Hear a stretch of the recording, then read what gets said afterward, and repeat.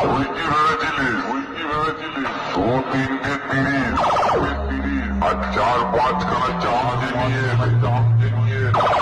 পূর্ব বর্ধমান জেলা সিরাজপুরে সাউথকে ভয় পেয়ে যাবে।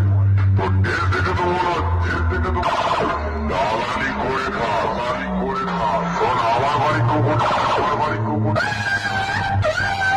তোর থেকে ভালো হাট বাটে থাক। আর শোন কম্পিটিশন করার যদি ইচ্ছা থাক ভয়